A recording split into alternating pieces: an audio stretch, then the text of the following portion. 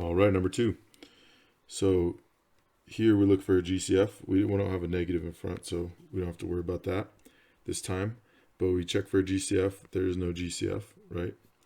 And I know I told you that that's the difference in today's assignment is we have GCFs, but this is another type of special case. So so no GCF. So now I'm just going to multiply A times C, right? So 6 by 28.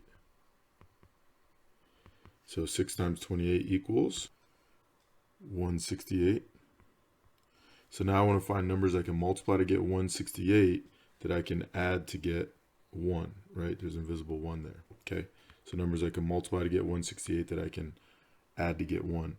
Now, you might be thinking, like I'm thinking, that that's impossible, right? I can't really add the smallest numbers that go into 168 are definitely going to be, 1 and 168 go in.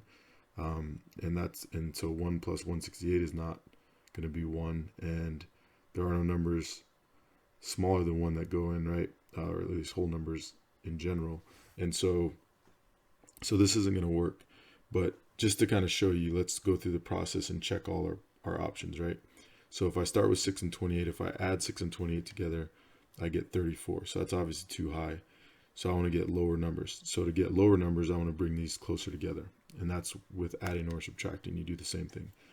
So that means I'm looking for bigger numbers here and smaller number, or excuse me. And yeah, that's right. Bigger numbers here and smaller numbers there. So 7, 168 divided by 7 is 24. Okay, 24 plus 7 is 31, so we're getting closer, right? We went from 34 to 31, so we're heading in the right direction, but obviously I have to keep going. So now we check 8. Does 8 go in to 168? And it does. It goes in 21 times. Okay, 21 plus 8 is 29. We're getting closer. Not there yet. So then we check, does 9 go in? Nope, doesn't go in. Does 10 go in? Nope, doesn't end in a 0, right? And the way you can check for 9 is 1 plus 6 plus 8 is not a multiple of 9. It would come out to 15, and 9 doesn't go into 15. 11, 168 divided by 11 is a decimal. If you try it on your calculator, 12. 12 actually goes in 14 times. 14 plus 12 is 26. So still closer, but not there yet. Get to 13. 13, 168 divided by 13 doesn't work. And now we're at 14, right? And remember, once you get to something that's on the other side already, that means your list is done, okay? Now, we didn't go all the way back to 1, right? We could have gone this way and gone to 1, but remember, we were getting closer and closer this way, right? So if we go back to 1, we're going to get further and further away.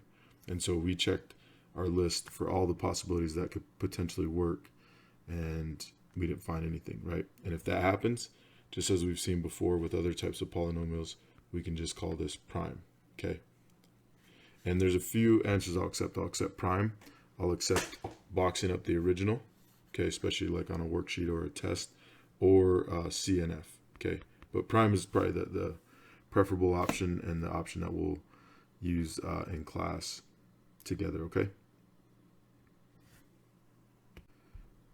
What I don't want you to do is just leave it blank. If you leave it blank, then I can't tell, that you maybe got stuck or confused or didn't know what was going on. So make sure that you're definitive with your answer by doing one of those 3 things that I mentioned. And like I said, prime is the optimal answer on this one.